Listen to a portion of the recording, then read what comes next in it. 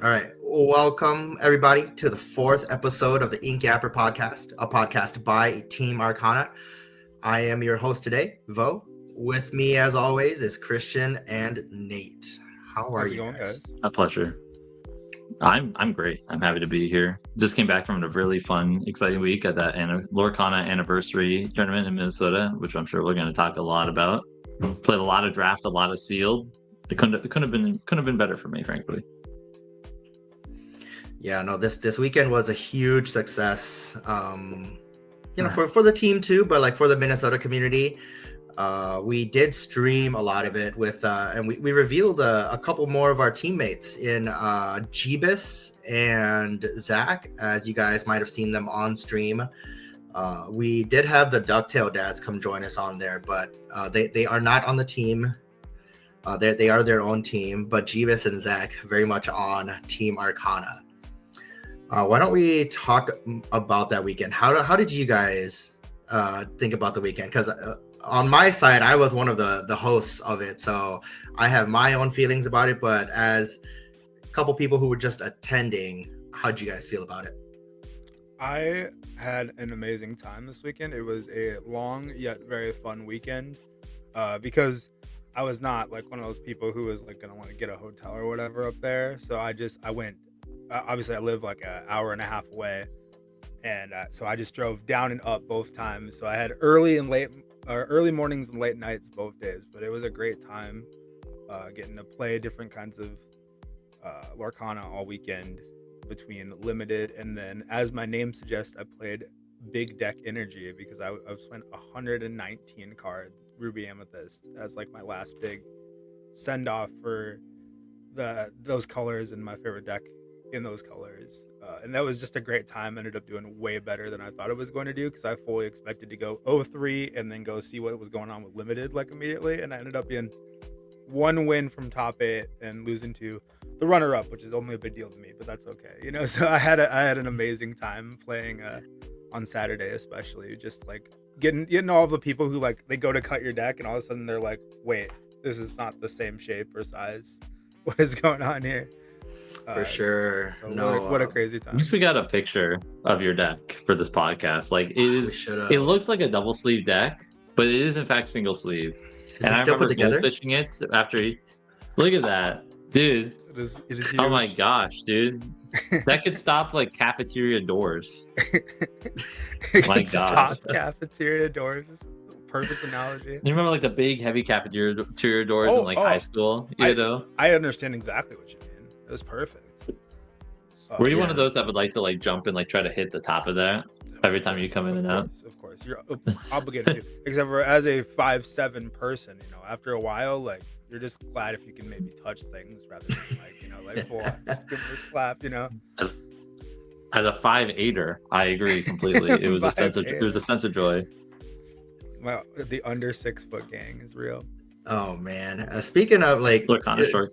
Yeah, speaking of like making long drives up there, shout out to our Iowa boys. They came out and they kind of cleaned house. They took first in our Hey Classic, and they took home the gold Lego Hey to Iowa. So unfortunately, that doesn't stay in Minnesota. But shout out to them. They also did not do the hotel thing. They drove up, down, and back up and back down every single day. So I heard that bunch of grinders. Like a 3-hour drive. That is wild. And like I thought 2 hours to an hour and a half was long, but 3 hours, like you had that extra hour, like you're just like, oh my God. Like I can't that's dedication. Like back and forth too.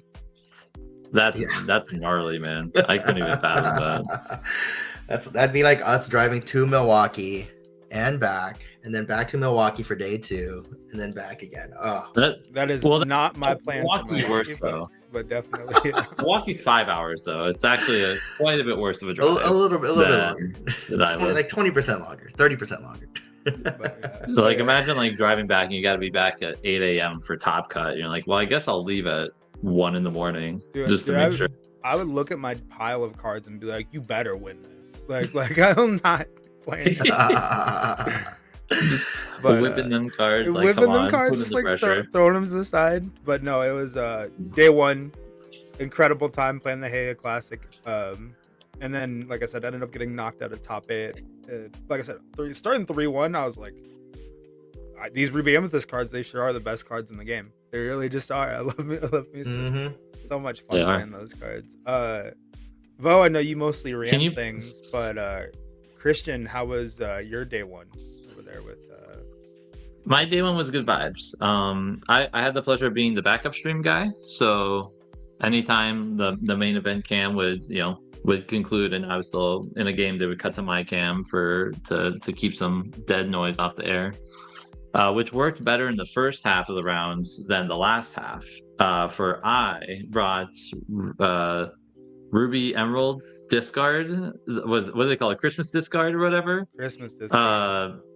Yeah, and every time I bring like a discard deck to Minnesota, I just always like, what am I doing? All these cards are bad. Like the sum of the cards are just so poor over time. To preface, I went 2 and 3, and then I dropped from the event. It was still great vibes. All in all, I started off 2-0 on a good streak, and then just could not beat other purple decks after a while. When they would top deck Finders Keepers. Or I would like draw brawls, and you're like, wow, brawl's really bad when there's nothing to brawl, and you have like, like you're Prince staring John, at Calhoun, Ursula. Yeah, exactly. Like, I have an Ursula 2 and a Prince John. I have no discard. I have no Diablo, but I have this brawl. It's like, is this a strength that could at least kill anything I would really want for the most part, or storm? But I can't do that here. So it was fun. But I would never play that deck again for many reasons. One, half the cards are gone. That's one of the biggest things that, like, so on this podcast, actually, I did say I am going to also play green red discard. And he did say that. I was putting together a list, and I just kind of got to the point where I looked at all the cards in the deck and I just hated it. Like I just looked at it and I stared at it and I was like, I do not want to play 5 rounds of this, win, lose, draw. Like I'm just not interested in this at all. And that's when I just was like, you know what? Let's cram every possible Ruby Amethyst card I could. I want to play 30 Uninkables. I want to play every lady in the chair. I want to do all of that. And I was just like, that's what we're doing. So I mainly asked because I saw you play it and I was like, oh man, I dodged a bullet on that one for sure. Oh yeah. I mean, the deck is terrible. Deck is just so sad. Like you would think like a deck that has Diablo and like Maui Hero to All would be like way better than it is. Deck. But like, yeah, I will say though, Undermine was awesome. That was like the best card in my whole deck. It was just like slamming Undermine on people. I killed like an Iago once, and then like they had to discard a card, and I drew a card with Prince John. I'm like, I'm invincible. Mint. Like there's nothing I can do. There's nothing I can't lose, and then I proceed to lose that same game. I mean, now that I think about it, it was probably like a bad field for discard. Just thinking about it, there was so much Amber Steel aggro, and like I feel like those discard decks you often bring to target out the control decks. And I think I want to say maybe one control deck out there this weekend. It was not. You wanted to play against like There was more control decks there that weekend than just one for what it was worth. But there was like, I ran into one. I actually, my matchups weren't even like that terrible, all things considering, for discard. I ran into one Steel Song round 1, which I was able to beat in game 3. I beat Amethyst Steel next, and then I lost to Blurple, where they like went first and they had like Popsicle Bells Sing Friends. And then like the next turn I like Ursula to see if they had the second one, and they didn't, and then they draw another one. I'm like, well, it's over, They played like 4 Genies in one game. And then I lost to Green Blue, like the Bend My Will deck, which you would think would be a better matchup than it is, but you don't have Pete, you don't have like Under the Sea to target muses, you have like Maui Shark that gets like kind of bounce back. So it was actually like way harder than anything. And I think, that was my last round I played one more. I lost to Ruby Amethyst move damage because I mulled 7 both games, and I missed a 1 and 2 both rounds that I did that. So I'm just like, well, that's what happens. You gotta look for like them good cards with the other good cards together. But if you don't find them, they're bad cards, which is Emerald in a nutshell. Best cards in your deck. Emerald cards in general. Yeah. You get like brawls and you're like, you're staring at a Yzma. You're like, I actually can't kill this Yzma. Oh, just gonna draw a million. I don't have Diablo. I can't draw with you. That's okay though. Dropped and played in the draft afterwards. It was a good time. Draft was a good time. The one round that we played. I know. Well, the one round we played, it was my deck was so good too. Unfortunately, I wish I got to play more. My deck was questionable, but we've all learned that Nathaniel is a questionable drafter, and we're working on it as a team. So you guys don't have to kick me out. Trying to learn to draft more 5-drops in my decks for sure. Yeah, no more Toulouses. No more Toulouses. Though, how was day one from kind of your perspective? You were doing more on the organization side of things. How was that like? Day one was awesome. We I was well, the plan was to stream with like Jeebus all weekend, but then like luckily we had the Ducktail dads there that partnered up with him day one, and Jeebus just being like a stream veteran himself, kind of took the reins on that one and just carried it through. I haven't gone through the footage of those streams yet, but I think we should have at least 3 Uncrustables that were attempted to be JDZ'd. I don't believe that any of them were successful, but dude, it's going to be... You guys just didn't bring me in on that one. I would have decimated this challenge, bro. I was just thinking I've never eaten an Uncrustable. Is that like kind of like bad to say? From a man from the Midwest, I've never. What is going on here? You need to leave this podcast, sir, and go to the store and pick you up. First of all, they are a delicate and delicious treat. I will add that. All right. No nutritional value. Next podcast, Christian, you got to go buy an Uncrustable. You can buy them at any grocery store in the frozen food aisle. He doesn't even have to do like the 1-bite thing, but he needs to we need a live Christian trying an Uncrustable. This is crazy. We'll do that next podcast. I will absolutely do. Till then, my nickname will be Christian Crustable until I can be Uncrustable. Oh man, yeah. The next podcast I will be on, and then the next one after that, it will probably be someone else because I'm going to be on vacation. So you guys are going to have to find another host for that weekend or for that week. Oh, fine. We're gonna upgrade next weekend. Yeah. That's crazy. They're gonna be like, nope. We found an upgrade where we don't need you anymore. We're taking the reins from here. Perfect. No, and then also on that stream we had Zach and we had a little bit of a mukbang happening there. We had Zach and we had Jeebus try some foods from the Minnesota State Fair because that is still going on as we're recording here, and it was the first weekend when we streamed. We got the Mega Dog, which is your average 12-inch corn dog. Average. And then we had of course. and then we had the Mega, the Super Dog. I don't know. I might have flipped them, but the other one was an 18-incher. Ooh, we had Zach down that boy. And then that's like the equivalent of like a 119 card deck, right? Yeah, that is like one of these. So my joke, I kept texting my wife Kayla the entire time. I was like, this deck is like Big Deborah, and everybody else is Little Debbie, just like sitting there, just like Big Deborah. Oh man! And then with the corn dogs, and I actually went and got all the food from the state fair. So I like woke up early, 6 a.m., ran to the state fair, ate some of my favorites. Picked up the food for the stream. So on the stream, we also, if you guys haven't watched it yet, we'll have it up soon. At least those clips. We also had Sweet Martha's cookies. Got a bucket of those because you always got to. The best. And then some cheese curds. Classic Minnesota State Fair foods. If you haven't seen it yet, we'll get it out there. Yeah, if you watch for nothing, like for no gameplay at all, you will watch for the mukbang. You gotta watch it for that. You gotta watch it. We have people on the teams designated just to be mukbangers. That's it. That's we're just using this Lorcana thing as a segue. We're just using it into our mukbang career. Yeah. It was nice. So we had almost everybody on the team there. We were only missing a couple that have not been announced yet, but look forward to that. Afterwards, we had our team dinner. And then we saw the Ducktail dads there. They were super out of brand. Then normally they're saying that they always go to Perkins, but we got Thai food and we saw them while we were getting Thai food. Super off brand for the Ducktail dads. I told them Perkins is that way, but we all enjoyed some Thai food.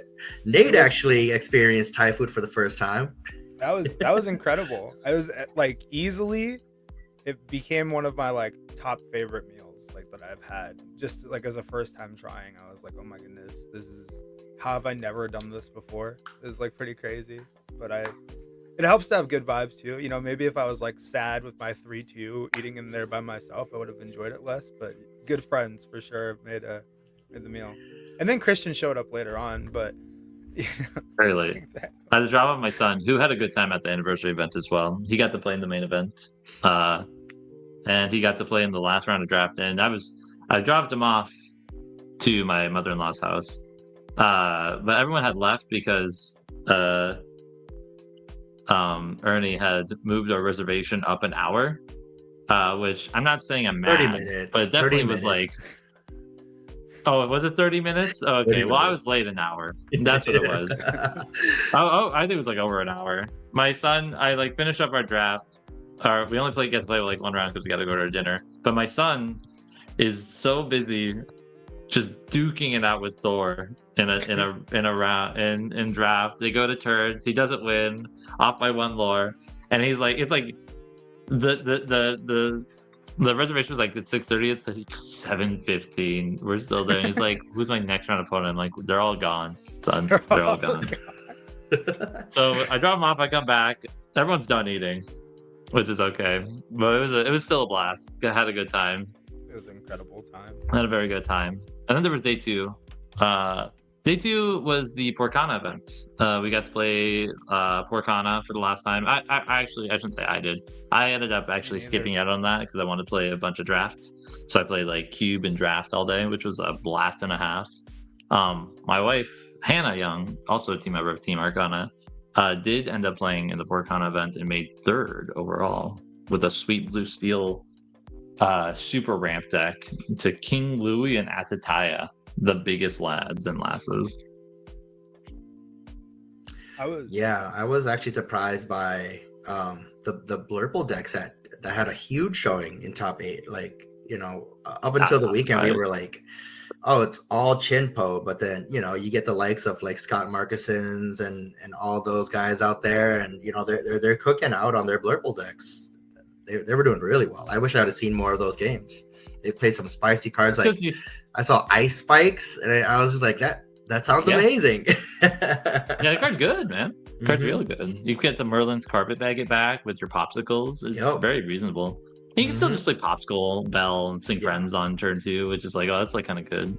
And Purple actually does like have like an okay Chempo answer in the form of the 6-drop Scar, like the Thunderous Kitty Cat or whatever it is, that becomes like a 7/4 with Rush. Yep. Yeah, he just like suicides into Chempo, and then you got favorable trades all day. I think Blurple was actually probably one of the best picks all day for that very reason. I think it was very sustainable.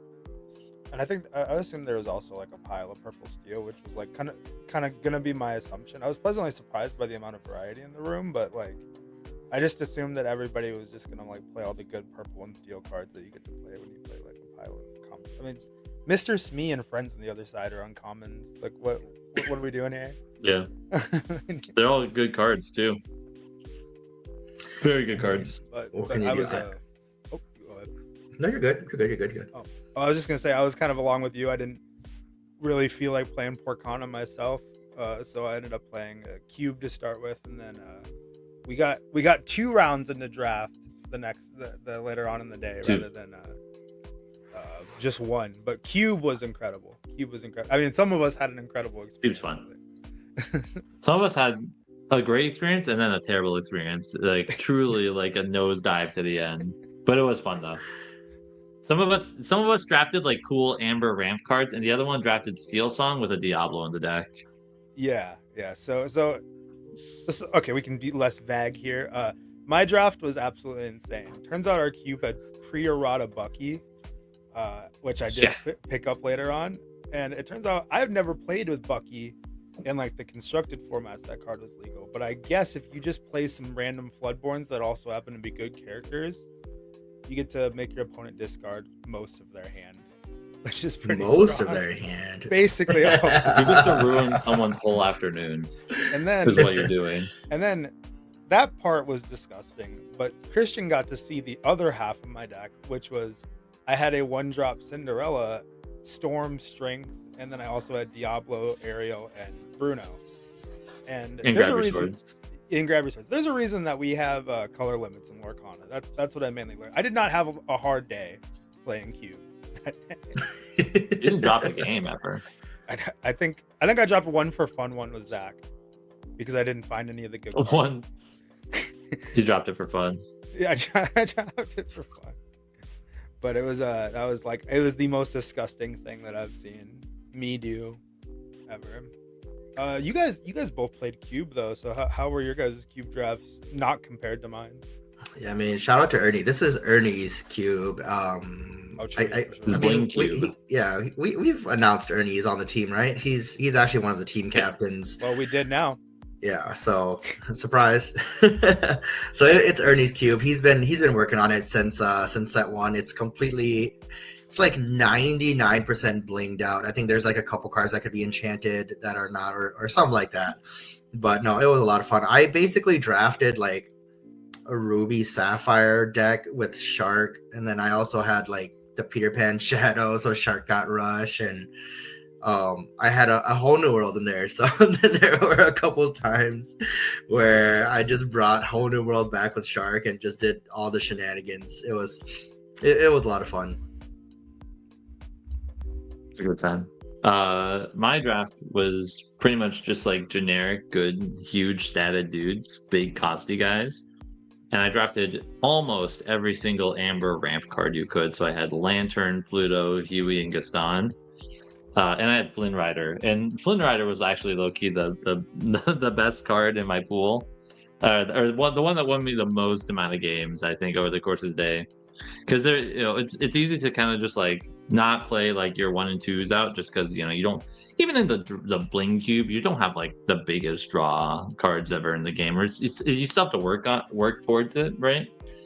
And there was a lot of games where like there was like one game I gained like 12 lore off of a Flynn Rider, because I got to go like Flynn Rider into Gaston and then like Big Tank, and then like the Gaston to get answered, so I went like 7-drop Ratigan, 5/5 evasive man. Was pretty good, and it was a good time. It was a very, very good time. And I met Nathaniel in the finals, and I got waxed. So that was the other pretty thing horribly. I was gonna laugh really hard about is I felt like during the drafting process, since everybody in the draft knew each other, like during the whole cube, obviously, so we're all like just messing around and like talking a bunch. Good vibes. I feel like you and I, despite being in the finals, were both dogging on our decks the entire time that we were drafting them, which is constantly hilarious. Like I was sitting there thinking like, God, I need friends on the other side like so badly, like the entire time. And then meanwhile my deck was cracked in half, so I was just laughing so hard that like I felt like we were both just dogging so hard on our deck. It could be more cracked. And then some of the poor Zach, he was like, my deck's insane, and then I just like, okay.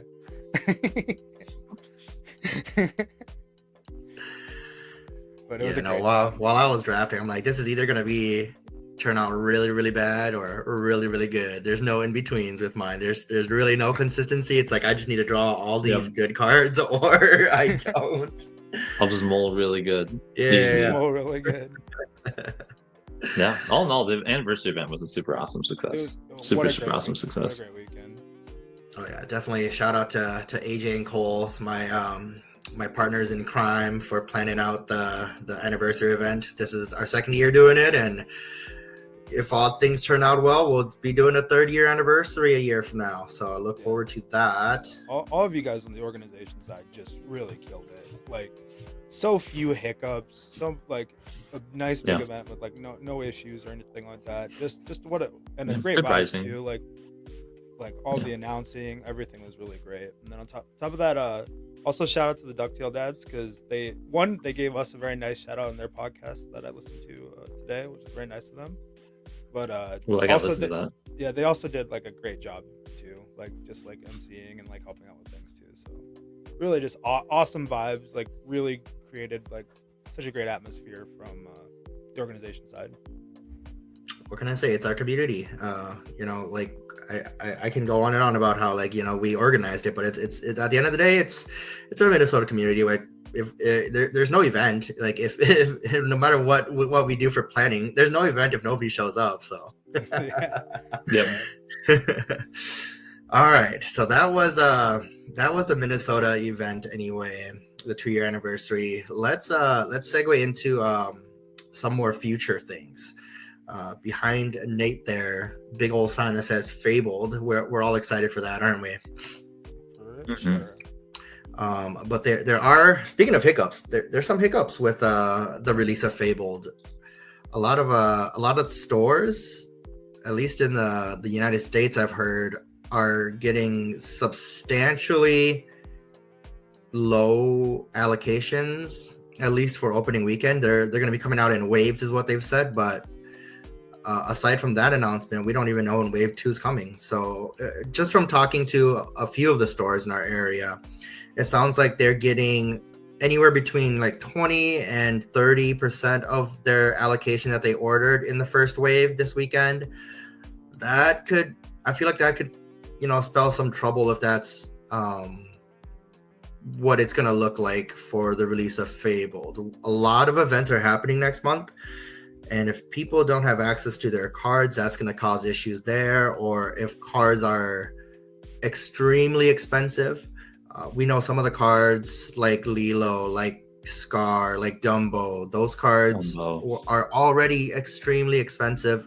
If the scarcity is there, it's going to feel probably like first chapter again, where everything is just super inflated. And don't get me wrong, the players, the hardcore players, like I guess you could count us in that, we're going to get our cards, we're going to pay what's needed to be able to compete.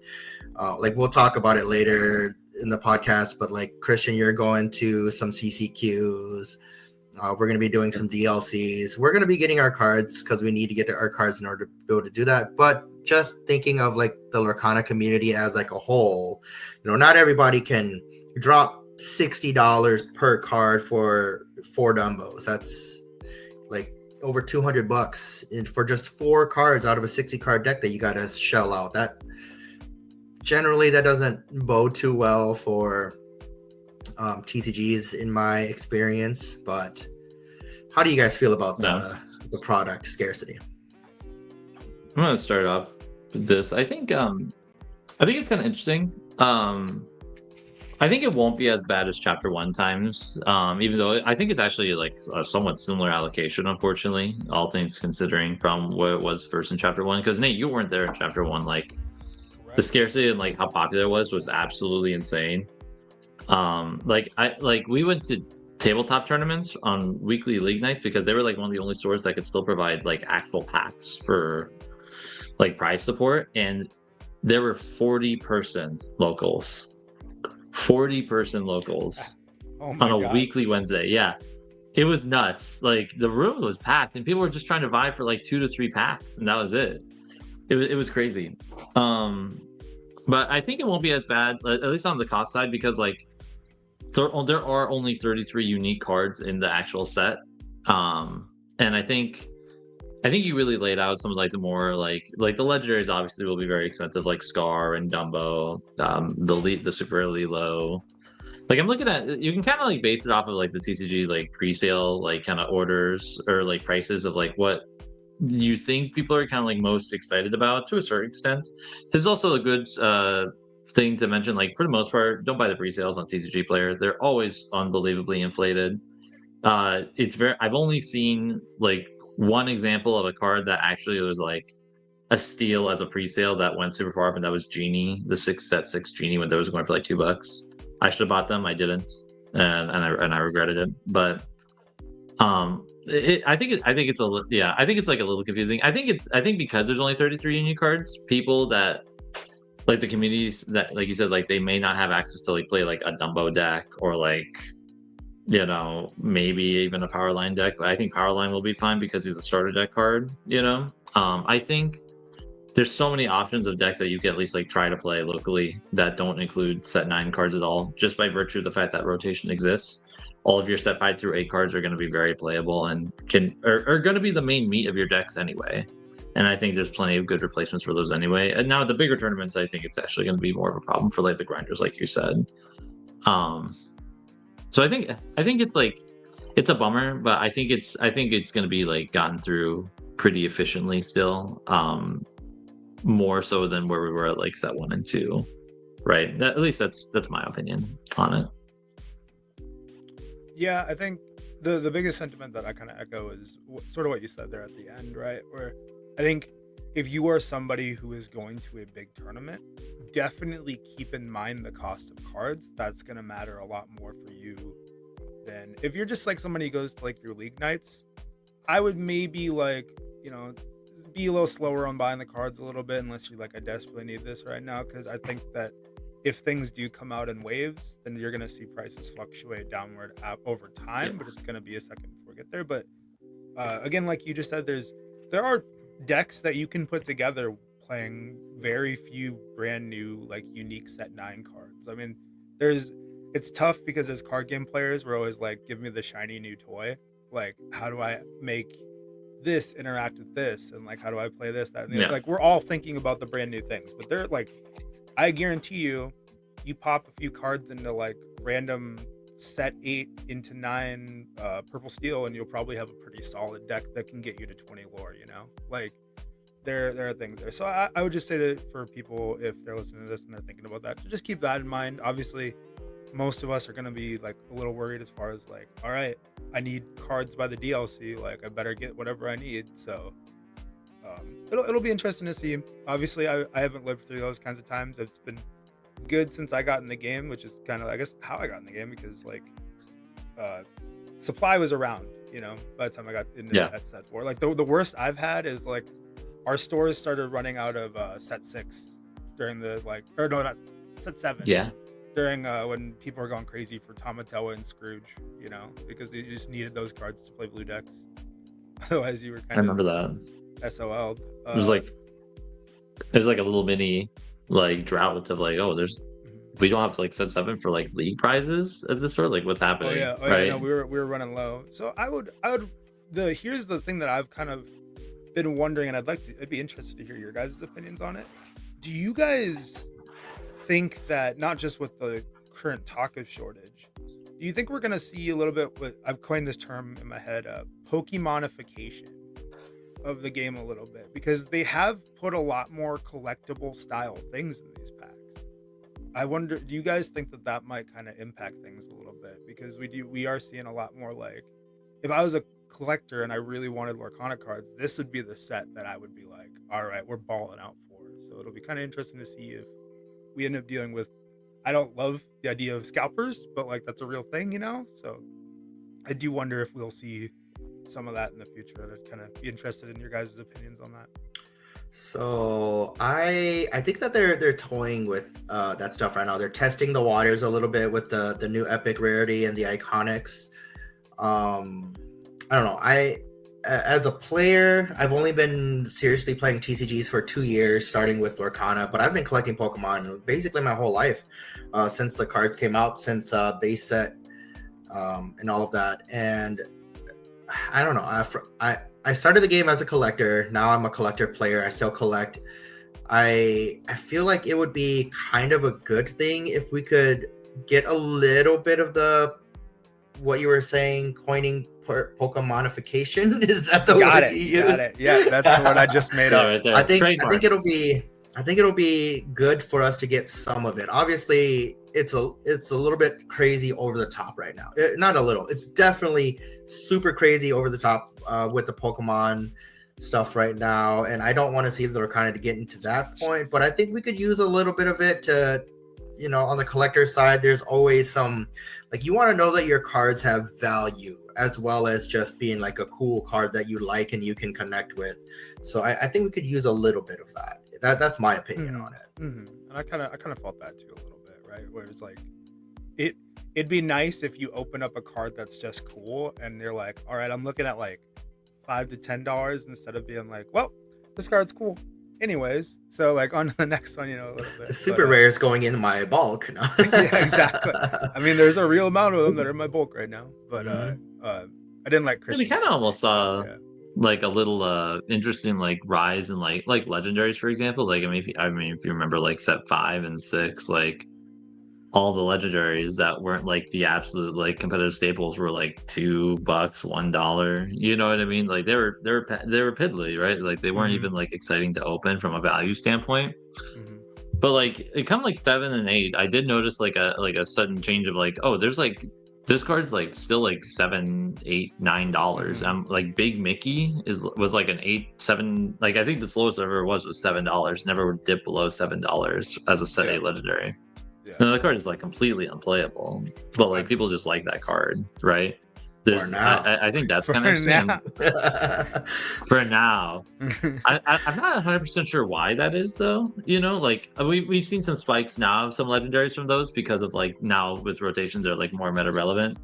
But previously, like they just some of them just like always kind of like stayed like this weird like good price. I don't know if it's just because like Mickey is like the card, like Mickey Knight is also a good example. My theory has always kind of been, sorry to interrupt you on that, but I think my theory has always been kind of like good. It's cards that are not the rarity, but like my assumption is it's cards that are like iconic. There are like some cards that just like people are really attached to those characters. I think the biggest thing that I've always seen is like you put a Disney princess on an enchanted and it's gonna be a higher value than like random enchanted number 5 is kind of what I've always seen. And I think that's just because like people have very deep connections to those characters. You know, not everybody has the deepest connection to, I don't know, you could name like Bad Enchanted and Baloo, yeah.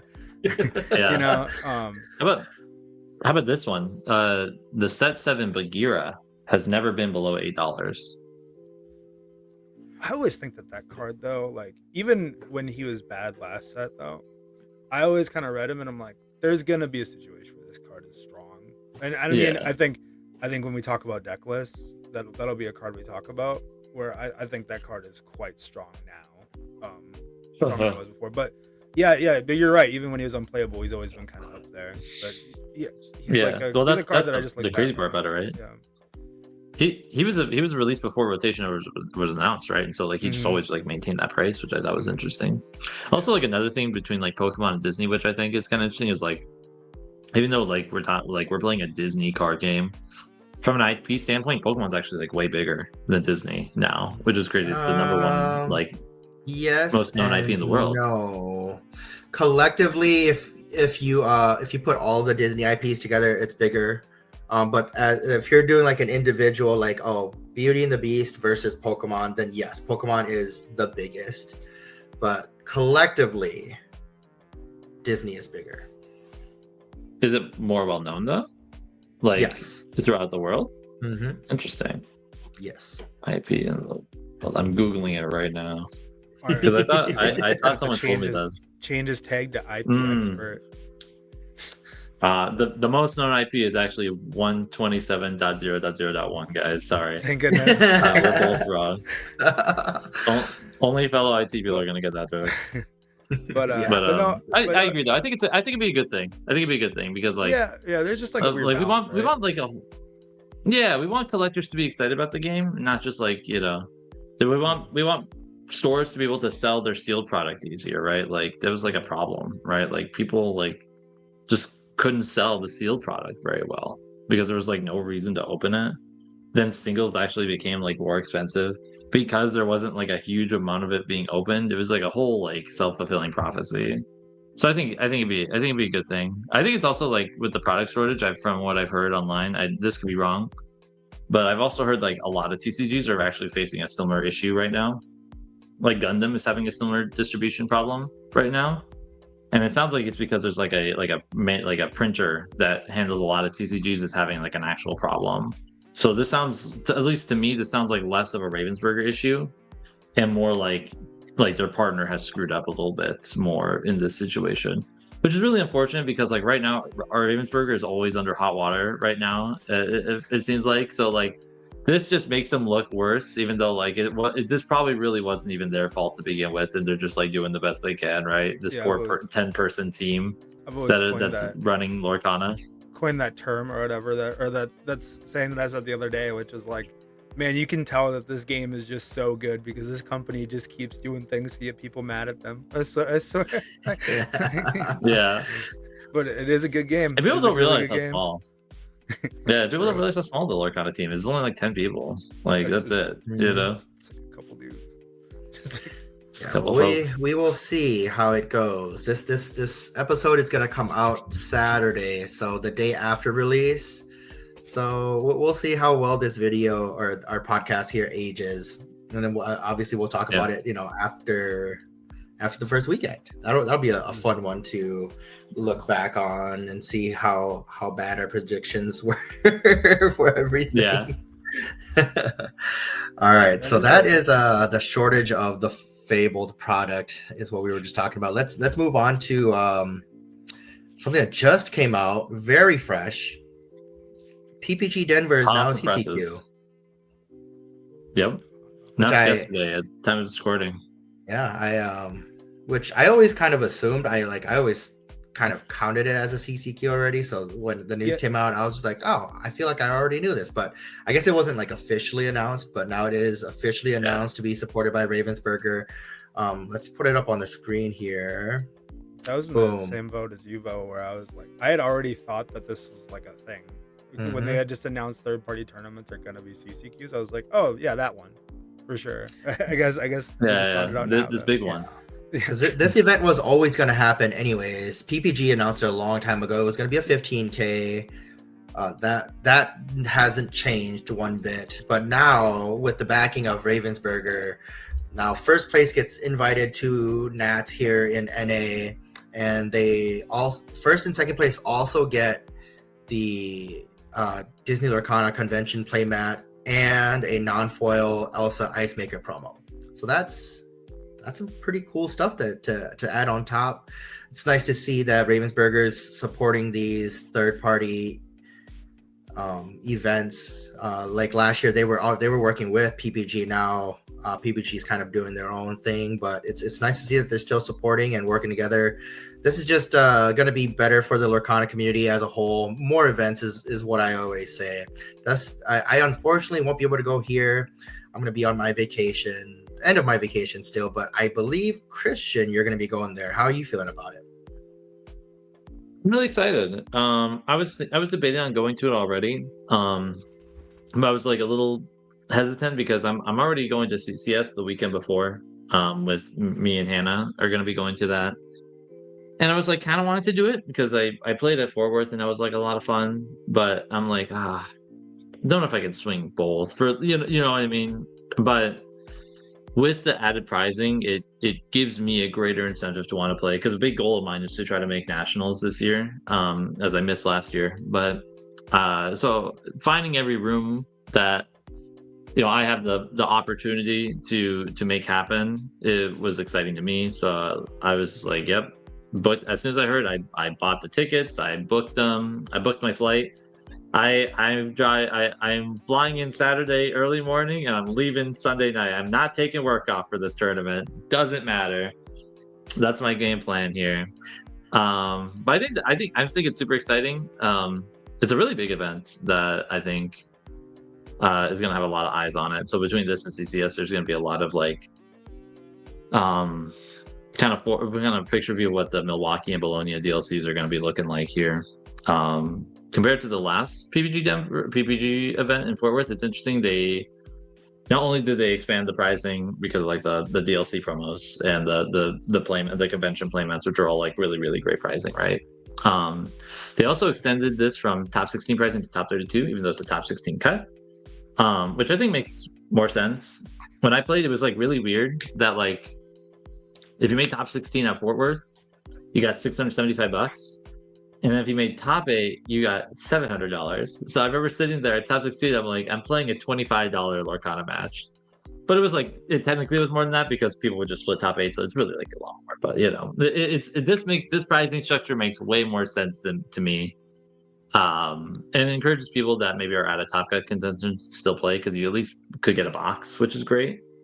No, I'm super stoked. I'm super stoked. I've been busy testing for Georgia already, and so it feels good that like my testing is going to go to like another big event potentially. So I'm stoked. I can't wait for it. Yeah, and who knows, with the shortage, the Fabled booster box might be valued higher than the top 16 cash prize. So I mean, it could be. I suppose, right? It definitely could be.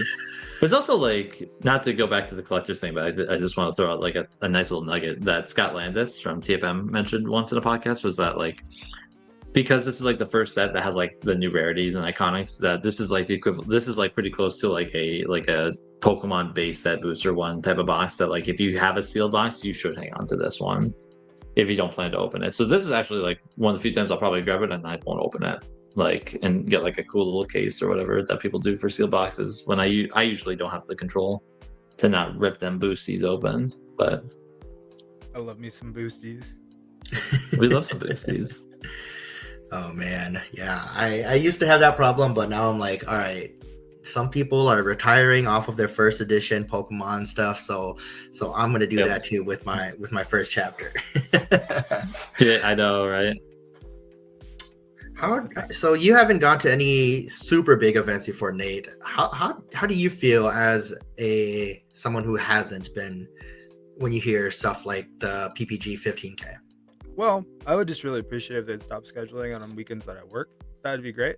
Like, as if events could stop scheduling, like, I swear, I have a conspiracy theory. There is a cabal of tournament organizers that just sits up there and they go, all right, Nate's gonna be work, because I work every other weekend. So that's like my hardest. So like when I go, I have to go. Like, it has to count. And then on top of that, we have like a real human life, I guess, or whatever, where I have to go to like a wedding in Denver too, or something, like a different weekend. So it's like, oh, fine, finite time off. All right, rant aside. I am extremely excited and glad that there are just more opportunities. You know, obviously, I, like everybody else, when I first heard that there was going to be 3 DLCs, is like, okay, you get 3 shots. You know, you get that, like, that's what you get. So like, hearing that there's just more opportunities, even if I can't make them, I'm just very excited for Lorcana as a whole, because ultimately, like, my biggest thing is I hope that, you know, we have this year, and then next year there's another chance to go. You know, like, I like to know that what I'm doing is like investing into like years ahead of time. And I feel really confident in what they're doing when it comes to just being like, all right, let's encourage people to go to not just our own events, but third-party events. That feels good to know that, like, they want the community to thrive and they want us to want to play Lorcana, right? And then just like, as a player who isn't going to be able to make a CCS or PPG, it's nice to have more data points to look at, to be like, all right, this is what, because I do have a ticket to Milwaukee, as we've kind of talked about. Like, it's going to be nice to be able to be like, because we'll be in the same meta, to be like, all right, these are the decks that have been popular in these spots and different things like that. This is what you can probably expect and what you should test against. So that's like the biggest thing. Like, I think these will be very exciting to watch, but it'll be more exciting to know, like, all right, I have an idea of what patterns I should be looking at, and that feels really good too. For sure. I'm going to be on my vacation, and I'm going to be like watching the stream while I'm at Disney World. Like, all right, where's Christian? Get him on stream so I can see. That's right. Oh man, it's gonna be good though. We're all rooting for Christian. I think Christian's the only one on this team that's gonna be going there to compete. Jeebus is going to be out there streaming in that capacity, I believe. Mm-hmm. So yeah, I believe so. Yep. I think for both of those events, he's gonna be out there, I believe. Yeah. But that's a big announcement on the competitive side. Let's move on to some decks, huh? That's kind of been the big thing this week. Everybody's starting to wind down from set 8. Yeah, speaking of competitive, let's take a look at this deck here by Sailor. Boo this guy. Yeah, so boo these people. All right, I'm sorry. Just look at this ranch odd deck here. Ranch ad. So to preface, we went ahead and grabbed some deck lists that we think are going to be like pretty popular in the metagame, but have also been kind of in the public eye for a while. So every deck list that you see here has been either posted on Twitter, or like this list from Sailor here. He was on J-Bomb's channel for Ultra Academy, where he went through and talked about the mulliganing for this deck here. So all these are publicly available, and we wanted to kind of talk through what some of the more popular ones here. This is definitely like a very good boogeyman deck right now for the format. Is Amber Steel aggro. It didn't lose a whole bunch of cards. It lost like Cinderella and Storm and Mr. Smee, but when you kind of like look past all that, it really like the core like Amber Steel aggro kind of synergy kind of stuck around pretty efficiently here, especially with cards like Rhino and Penny and Calhoun and Doc and Lady and all the stupid cards, right? But the biggest inclusion is Tiana, right? The Tiana Pluto archetype, where I don't know, I'm not sure if you guys have ever played with or against Tiana before set 9. But that card was always like really close to being playable. It just like always got washed by Ruby decks from like Sisu or Brawl or Medusa, and you just were always like super sad.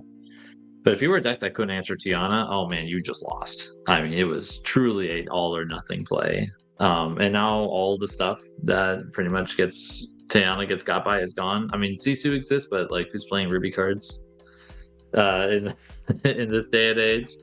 I like the deck a lot though. Yeah, I'd actually argue right now. I think this is probably like the best deck of the format right now. If we're looking at just like the early kind of metagame as a whole, it just has so much that like it's hard to tech against. It's hard to tech against aggro right now, I think, unless you're like playing very specific color combinations. Yeah, go ahead, Nate. You're good. Okay, yeah. So I think this deck was like the first thing that's on everybody's radar, just because they did lose arguably the least of any deck. And like even the stuff they lost was not stuff that you're like, how to explain it? Losing Cindy and Storm didn't make this deck have to change much, really. Like, because like even that I would argue was sometimes like not always the easiest to play with in your deck, and sometimes give you some bricks sometimes. I will say, as much as I love to dog on this deck and call people names for playing it, I actually do think there's more skill in this deck required than people realize, and this deck is going to require people more practice than they think. Just from somebody who's been testing with it a little bit, and I've had times where like I've just been like, oh, I should just roll them over being on the play, and I did not. So I would say, like, if this is something you're interested in, do not think you're going to pick this up right away and just like immediately be able to roll everybody's face. There are cards in this deck that you have to really keep in mind, like Daisy especially is a card that used to have a lot of non-hits in decks, and now everything that I've tested against and with has a lot of good things to get off of Daisy, and card draw is at a premium right now. So I would say those are some of the big core things I think about this style of deck right now, is just that it does require a little bit more thinking than you would think, if that makes sense. I think one of the big things is patience. This deck requires so much more patience now, because you lost a lot of the comeback cards. Like Cinderella and like Storm were kind of comeback cards because they allowed you to like kind of keep tempo by singing these removal songs in weird spots like in the mid game and early game. But like now, because you don't have that, you have to just like really time your quests out. But for what it's worth, I think you once you like pick it up, it starts to feel very, very, very good once you kind of get the patience all rolled out with it. Yeah, I feel like with this, at least in early testing, it feels like the play draw disparity is even worse now. And this is one of those decks where, you know, if you're known to have hot dice and always win a lot of dice rolls, I don't see you going wrong with picking this deck. You could just, you know, like you were saying, you're not drawing a lot of cards. You just win the dice roll and go fast with it. You know, it'll be really hard for your opponent to answer. But on the draw is where I can see some issues with this deck. But you do have the Calhouns. You have, you know, because Tiana doesn't feel the greatest playing on the draw if you're going against another aggro deck, because if you're on the draw versus another aggro deck, they're not challenging into you. You know, they're looking to go fast themselves, and your 1/4 stat line Tiana is not going to really be doing too much challenging or removing stuff. I suppose it could be a singer, but aside from that, it's on the draw that I think is going to be is what determines and differentiates like the best players from your average player. I think even like kind of to go beyond just like play draw disparity, I think you do feel a little bit here, but mainly because like we lost a lot of good cards to be played on the draw. Steel, I think, has the monopoly of them. And one of them is just Strength of Raging Fire. Like, I've lost so many games on the playing because I haven't play tested this deck quite a bit too.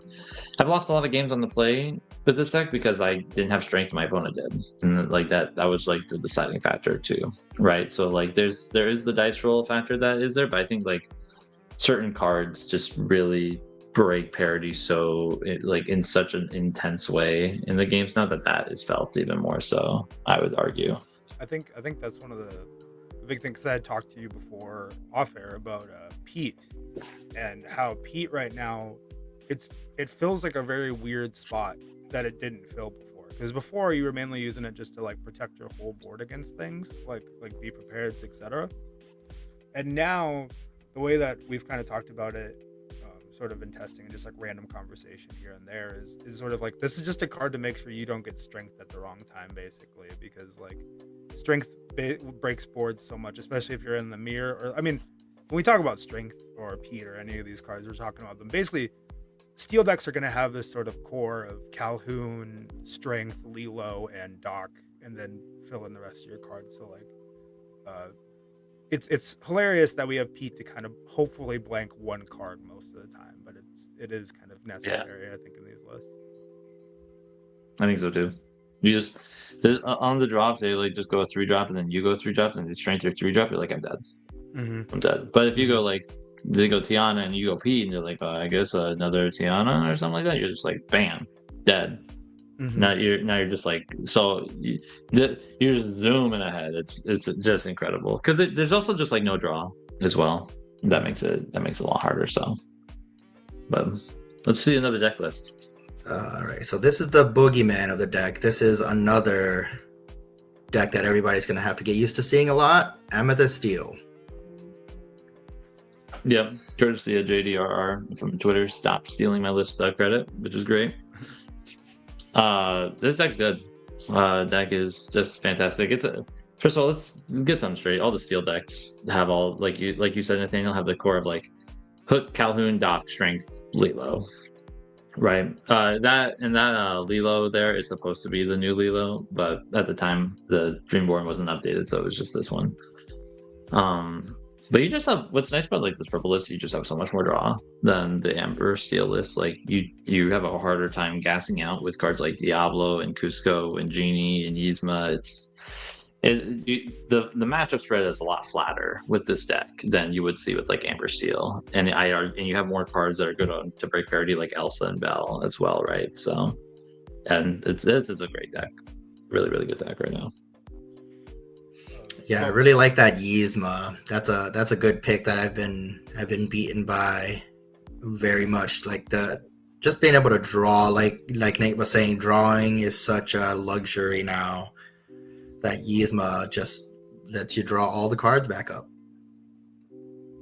I think these purple steel lists are tending to be like they're leaning towards kind of what I would consider decks of like good stuff decks, right?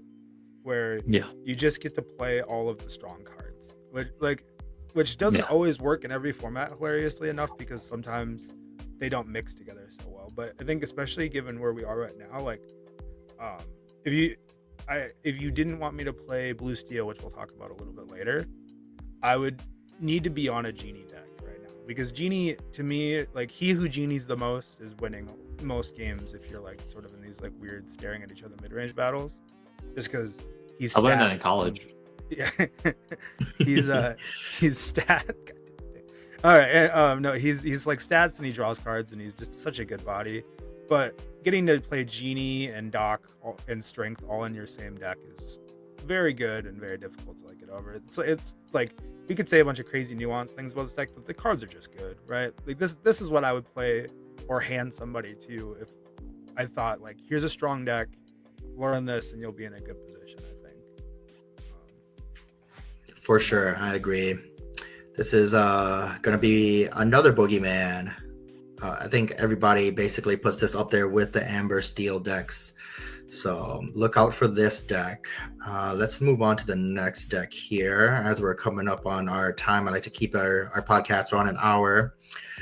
Blurple. So this is a deck that basically once we heard about rotations and we were looking at what cards kind of are coming out, Blurple was another one of those that seemed like it wasn't affected as hard as the others. And then as soon as we saw some of the reprints, we're like, oh, wow, we're getting all of the best Blurple stuff back too, like the Hades, like the Big Elsa.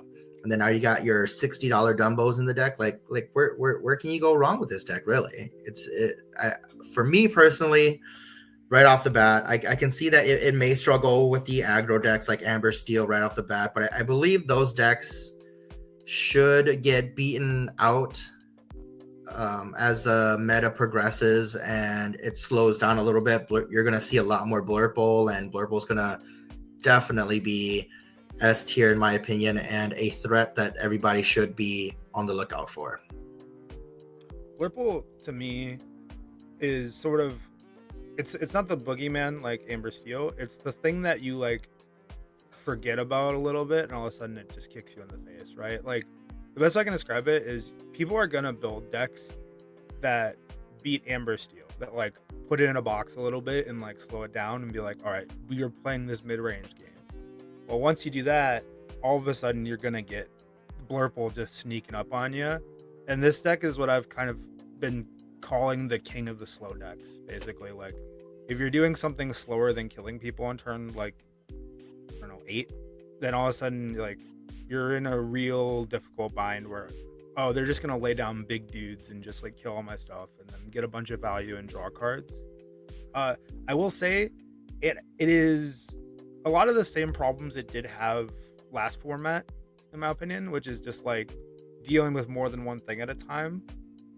Seems to be like the biggest struggle, right? Where you have like all this you have the best spot removal in the format between Hades and Into the Unknown, but it does come at like a real cost when you just go wide and you're like you paid 7 to like kill their 2-drop or something, so that can be a little bit difficult at times. But it'll be interesting to see how this deck adapts as well, because I think people were gonna just like port over their set 8 to set 9 list and just be okay. But there's definitely things you have to like really account for as you build these decks, for sure.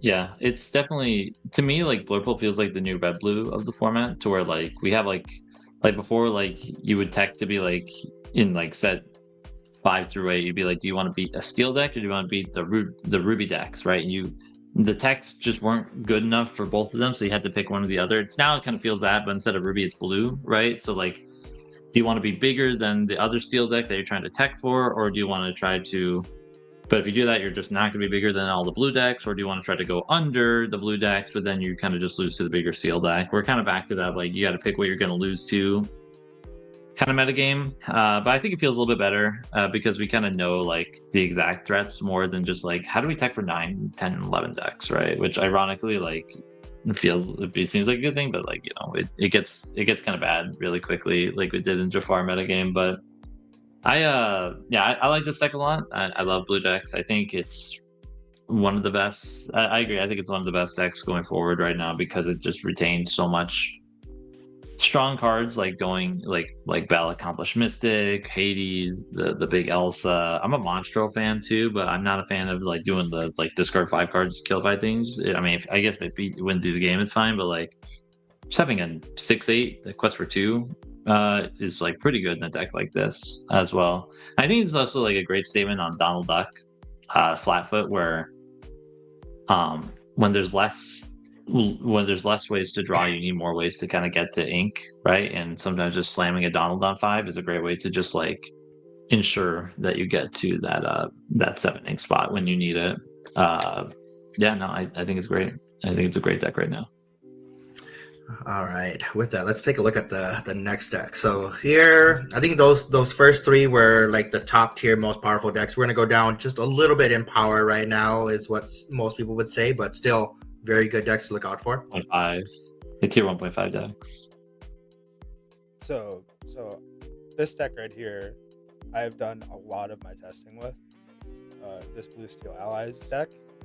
And I've joked around constantly with my wife that I'm calling Jasmine kind of new Diablo a little bit, where you sort of like you get the shift off on turn 2 and you just feel like you're gonna pop off and draw so many cards and then just do so much. It's obviously, it's like a little tongue-in-cheek, obviously, that you would call Diablo, but like it's like got the high roll, right? Yeah, it's a very high roll deck, And like your low roll isn't horrible just because things aren't ungodly fast, other than Amber Seal.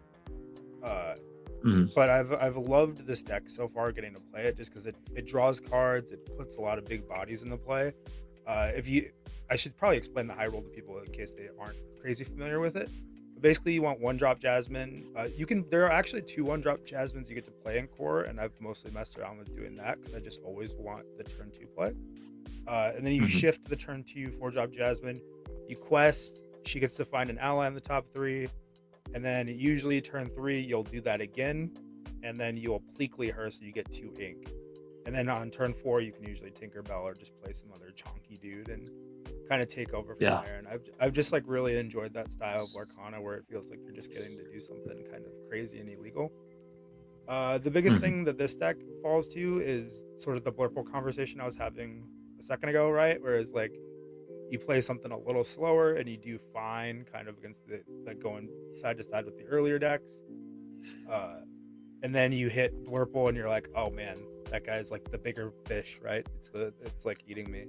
The nice thing about this deck, though, that has been my favorite card that I've been glazing a lot is this Scar, Finally King. The fact that, especially I like this list is playing Alice, which I actually like. I went from thinking that is a super meme card because it gives all your dudes support to being more interested in that in competitive shells, because what Scar does is he lets you draw cards equal to an ally's strength and then discard 2 if you banish that ally with him if he's exerted. So being able to draw a pile of cards actually gets you back into a lot of games, especially when you've like loaded up, you've played this Tinkerbell, maybe you've hit it into some stuff, and then all of a sudden you use the Scar to just like cash it in for a bunch of cards. It's been very impressive, and like I've really enjoyed this deck. But I'll let you guys get into it a little bit too. Are interested in talking about I think it's really interesting that like of the 3-4ish decks that we've seen so far, we have like Tiana, Yzma, and Scar all kind of fit this similar high roll category of like, I'm gonna stick this like mid game character, and if you don't have an answer to it, I'm gonna run away with the game, right? Like if you don't answer Yzma, if they get it off, you probably just win the game. If Tiana goes unchecked, you win the game. If a Scar ends up drawing you like 8 cards, you probably just win the game, right? So it's like a weird like accentuation of cards like Strength Raging Fire being just so important, because you need to answer those things, or else you do just like completely lose the game, right? Yeah, that's the biggest thing too with like we are not living in the format we lived in before too. Like when you play a big body, it's either you have strength or they're getting value out of it. You know, there's no board wipe, so like you just spam guys and like you're probably just gonna win that way too, which is pretty interesting that way, where it's like before you'd have to be like really taper things out. Now you're just like, can I just slam a Vincenzo? Can I just slam a Tinkerbell? Just really get this stuff out there. There is one board wipe, but we'll get into the next deck here. What are your thoughts on this deck, Vo? This is a deck after my own heart. You know, I've loved Blue Steel. That's that's been one of my favorite colors since the beginning of this. And I like this list, I feel like it's gonna struggle in the early meta. Just looking at it right now, I feel like it could struggle versus the aggro decks. A lot of those you're missing like the Captain Hooks early, so I'm thinking like, how do I answer a Rhino right off the bat? You know, I'm not really seeing it there. It's probably like this list in particular is probably more like what Nate was talking about, like it's a high roll, like on the play. It's gonna be hard to answer if you can get the Jasmine line into the Pleekly, into your big boys, but just my own deck theories. I just don't like. What I'm not liking is it feels like it'd be kind of weird on the play versus the aggro decks.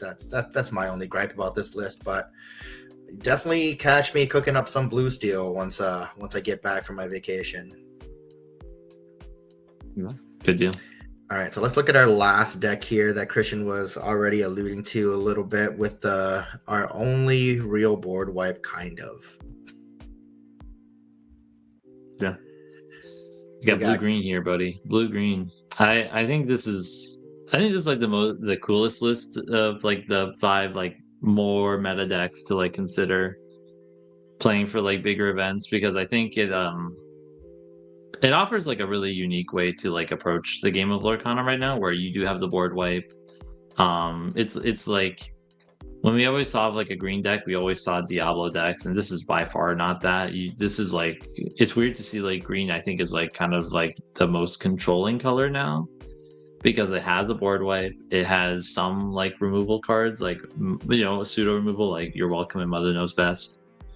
And it's got Basil and John Silver, and Rapunzel and Lewis, which like I'm not sure if like you've ever played against these cards recently, guys, but like those cards are like really, really good right now. Really, really good. And I think right now this is like the only deck right now that has like a positive matchup into Amber Steel aggro. I think as someone who's like played Amber Steel aggro into this to test it quite a bit, it's hard. Like they play like a Lewis and you're like, frick, I don't have a strength to beat it. Your Mytiana gets gumboed.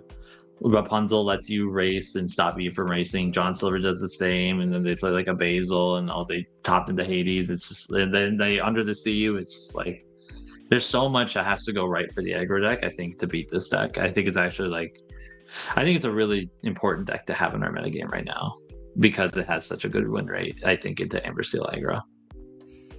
Well, for sure, I'm seeing a lot of cards that I like that force interaction on like. I always like decks that are good on the draw because I notoriously am bad at winning dice rolls. So, I like the cards like Louis, the Rapunzel, John Silver, Basil that just tells your opponent like you can't play how you want to play the game. You got to play the game how I want you to play the game right now. And then you have Clarabelle on there for your draw power, Vision to help you look for stuff, and then the Under the Sea. That's like it or not, that's our new Be Prepared. And how dare you stand where he stood? No, I have very conflicting feelings about these decks because I do think they're very good. I find them tedious to play and play against a little bit.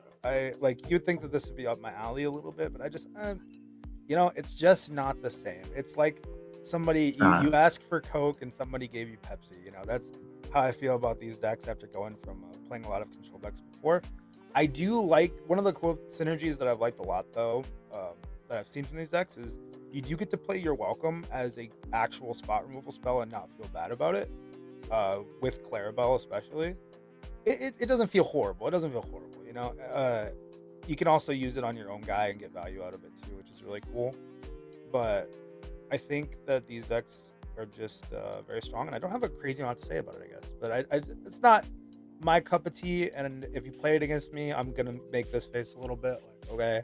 But because I like to play crappy mid-range decks, and sometimes those decks fail to. It's the Blurple problem, right? Where you get like, you go too slow, and then all of a sudden they under the CU, and you go, there goes my board.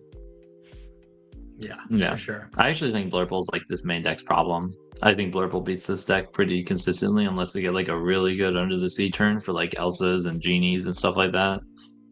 But like you just like all the reckless stuff is really good until you play against like a Dumbo or like a Yzma and they like, I don't care. I'm gonna do Dumbo's effect and I'm gonna gain a lore and draw a card. You're like, shoot, you got me good, right? Mm-hmm. I think it's hard to punish Blurple with this deck, but it's interesting. It's very, very interesting. I think it's important though, like I said. Gotta have something really good into aggro. Definitely something that we have to pay attention to. Yes and no, but like I'm looking at a list here, and as another blue-green aficionado, I feel like this list is built for the early meta versus the aggro piles. Just from playing these colors in the past, I could already build a list that'll do very well into Blurple. It's going to be one of those metas where like, what are you which deck are you more worried about? If you're worried. Meta? What's your Blurple tech? Is it like Bend to My Will? Bend to My Will. And if it gets, and like, this is a very polarizing card. But like Ink Geyser honestly tears up Blurple really badly. I haven't tested it or I haven't even thought about it in the Fabled meta, but that card could potentially come back because they're looking to ramp, and all of a sudden, you bring them back down to 3 ink, and they're like, okay, so we basically started back from square two. Let's start ramping up to our big guys again. That's You guys would be interesting. I think it's hard with that fishbone quill, right? Because It you is. kind of ramp at the same time now. for sure. But I don't yeah, know. if you can, You if you have can hit the it winning the turn, like let's say you set up a basil on your turn already, or a Rapunzel, and then you hit the ink geyser, and you blow their big guys back to their hand. You have a basil or Rapunzel or both set up already on the board. Then you ink geyser, so you're both back down to 3, but you have a much more menacing board with a 5 and a 7 cost on board, which it's going to take them many turns to get back up there to start challenging those guys out again, and then you're inking every turn. So that's the beta that they're playing, right? The one where you ink, or no, it's not that one. Well, the one they're still you, discarding. yeah. Yeah, they're still discarding, which is I think in those long grindy out games you can get it, but that's just a little deck theory right now. But I can see a world where you could build a deck that Blurple does not want to see with blue green. For sure, I can see that. I think that's like the sort of idea with any deck, though, is like you can tech for just about anything. It's just do you want to lean so hard into like anytime you put a card into your deck, you're saying, I think that this is gonna happen, basically. Yep.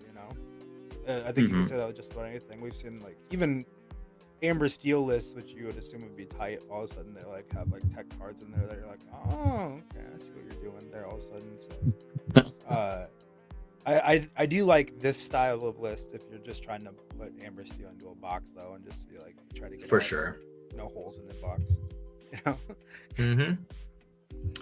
Definitely. No, I really like this list if you're just looking to smash down. I don't know about the Amethyst Steel, though. I feel like that deck could still have enough reach, but that'll be some testing that still needs to happen. We will have to see.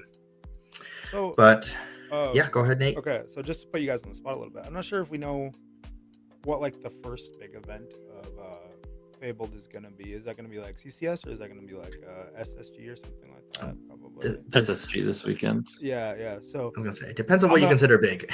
I'm gonna put you guys on the spot right now. What deck do we think is taking on the tournament? I think Amber Steel. I'm thinking Amethyst Steel. I think that if we look at sheer volume, it's probably going to be Amber Steel, right? I feel like that's like what people just like. I feel like everybody and their mom has an Amber Steel list they're playing, and somebody good out there is probably just going to get it cracked, right? Like, yeah, I think Amber Steel is going to be the biggest showing, but I think Amethyst Steel has the tools to win. Has not. I mean, obviously they all have the tools to win, but Amethyst Steel has more tools, in my opinion, to do well across the board, if that makes sense. Yeah, I think a good Amethyst Steel player will do well. I think Amethyst Steel's matchups are just generally better, right? Like it's just difficult to put into the box as much. Yeah, but yeah, I can see that. But I think I bet there's gonna be like a bajillion Amber Steel players, right? It's like it's the deck. Most definitely, it's just gonna be a bunch of aggro piles, and whoever wins the dice roll wins, and then. Once it gets up to those top tables, then you'll start seeing, what makes the difference. If somebody wins a 3v Amethyst, you'll be a person after my own heart. I'll say that. That's right. We're praying for you. We're rooting for you. Players. We're enjoying for you. We're enjoying. Yo, don't be giving out the sauce yet. No, I'm just kidding. I wish there was sauce to give. The pot is empty, bro. The sauce is oh man. All right. Well, thank you everybody for listening to our 4th podcast. We're all looking forward to Fabled and the meta that it's going to bring. Lots and lots of fun matches is what we're all hoping for. And with that, we will see you guys next week after the release of Fabled. Have a good one. Yeah. Take care, everybody.